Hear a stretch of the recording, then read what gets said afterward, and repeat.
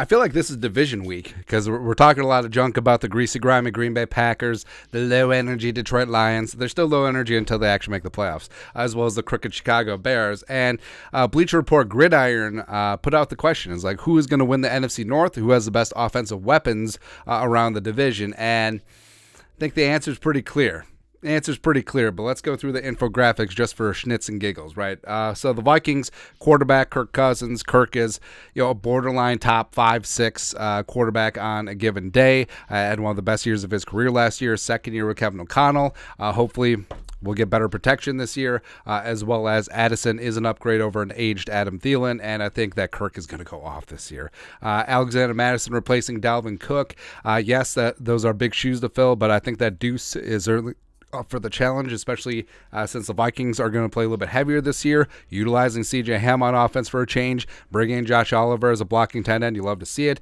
J.J., enough said. I mean, you don't even have to say anything. Jefferson is the best wide receiver in the game, potentially the best wide receiver of this generation. Then you got Jordan Addison, the rookie, coming in. Silky, smooth, quick feet, do eat threat at all three levels. I think that he is going to greatly benefit from the attention that JJ and Hawkinson get, as well as KJ Osborne working into that mix as well in a contract year. Is going to be hangry for greatness. Absolutely love it. And then Hawkinson, absolute tight end machine last year, receiving machine rather, tight end machine too. And he was second in the league in most statistical categories behind Travis Kelce since coming over from the Lions week 9 last year. And he had immediate chemistry with Kirk Cousins. That's only going to grow and show with the full offseason and training camp together, as well as, don't forget Josh Oliver. I mean, Josh Oliver, the best blocking tight end in the game, as well as will be a very solid red zone option as well, because he's literally like 7 feet tall. So then, looking at the Detroit Lions, and respect. Detroit Lions and Ben Johnson, they got some offense going in the back half of last year. Jared Goff is serviceable. He can distribute the football. He did play some fantastic football towards the end of last season. We'll see if he can copy and paste that. Jahmyr Gibbs is in that mix, a first-round pick. Some people say he was overdrafted, but he is a supreme talent as well as a great receiver, on top of being a great running back, as well as they did poach David Montgomery coming in from the crooked Chicago Bears after they let Jamal Williams go, and also they traded Swift to Philly. Because Philly's just collecting all the Georgia guys. That's right. Amon-Ra St. Brown.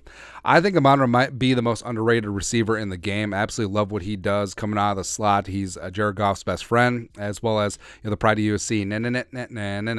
And I love the chip on the shoulder that he has, because he has this list of 16 receivers drafted ahead of him, and he takes that to heart, man. Jameson Williams, is this list for the first 6 games of the season? Because JMO's not going to be there, man. I had to get that parlay going. The Marvin Jones Jr. is back for the 17th time.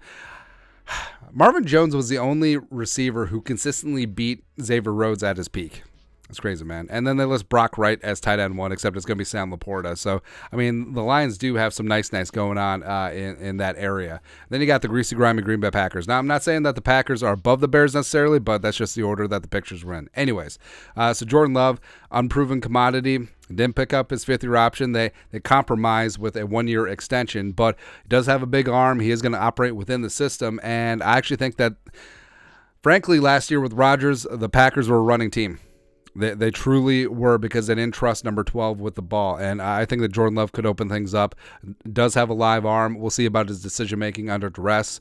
They do have a nice running back tandem with Aaron Jones as well as A.J. Dillon. Aaron Jones did the smart thing. Hey, an aging veteran running back who was massively overpaid just took a pay cut to stay put. Who does that in the NFC North? A.J. Dillon, the battering ram, Quadzilla, all that stuff.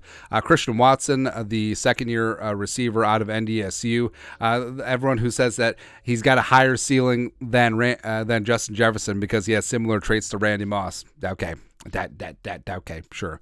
Romeo Doubs, who I think is honestly the best receiver on the Packers, the pride of University of Nevada, Reno. I think that he's going to grow and show in year 2. And then I also got Luke Musgrave. I mean, Bill 3x5 Musgraves. I want to say it's his nephew. Sure, the pride of Oregon State coming on in, trying to replace Illinois State Sycamore, the random tight end who went to the Bears. Don't care. Don't care about his name. Actually, I know it. Yeah. Then also it's so funny. They lost Alan Lazard, but whatever in that regard. Anyways, then you got the crooked Chicago Bears. So you got Justin Fields, where Justin Fields broke records last year as a running quarterback, and that and a cup of coffee lost you 10 straight games. They lost 13 of their last 14 games last year, and everyone's all up on their ass like they're the next coming. Actually, no, that's the Lions. Robert Tonyan is the name of the tight end. Nailed it. Running back Deonta Foreman, who had a nice resurgence season with the Panthers last year, but also they got Rashawn Johnson. Also, Khalil Herbert's no slouch either in terms of a backup running back, the pride of Virginia Tech. And then wide receiver traded for DJ Moore. Darnell Mooney, I mean, everyone's written him off, but the pride of Tulane, I think that has a chance to really step up. Also, he's been running his mouth, man, because he's basically saying that Bears fans they're sick of losing, they're ready to win. Been ready to win since 85. Hasn't happened, man. Chase Claypool, I don't know. I mean, the Bears essentially traded a first-round pick, number 32 overall, to the Steelers for Chase Claypool. He hasn't panned out. He's had drops. He hasn't been healthy. He's in Milan modeling and all that stuff. So I don't know. I just don't know. Then tight end Cole Kmet, Golden Domer. I mean, how good are Notre Dame tight ends really? That stuff. But, I mean, every single team does have some weapons, sure, except for the Packers. I mean, the Lions are certainly going to be dangerous, especially once Jamo gets back off of suspension. Well, who knows if he's going to come off of suspension, because, I don't know, like, you got to get even if you're missing 6 game checks. You got to martingale that thing, put all on the Celtics. But we know what's up. Again, everyone disrespects the Vikings, but Kevin O'Connell, year one, got this offense to the top 8, and they're just going to rise from there. The offensive line, knocking on wood of health and continuity, protecting Kirk Cousins. Running back is going to be more efficient this year. Running back by committee led by Madison with Chandler, King Kene, and Dwayne McBride. The receivers are going to be absolutely ecstatic and electric all over the place, and Kirk Cousins is going to play the best ball of his career. I don't know where the weaknesses are on this offense, and the defense will take care of itself as with Flores just blitzing everyone. Like, what's the worst that could happen? We end up 31st in the league in yards allowed. Woo, ain't going to happen, man. But we know what's up. Again, everyone hates on the Vikings. Everyone is all up on the Lions like they're the cat's ass. Everyone believes in the Packers, even without Aaron Rodgers, and everyone thinks that Justin Fields is going to make that huge leap in year 3, just like Jalen Hurts did, just like Josh Allen did 2 years ago. I don't believe it. I'm not buying it. I'm rolling with the Vikings all the way. That's right. Shocker.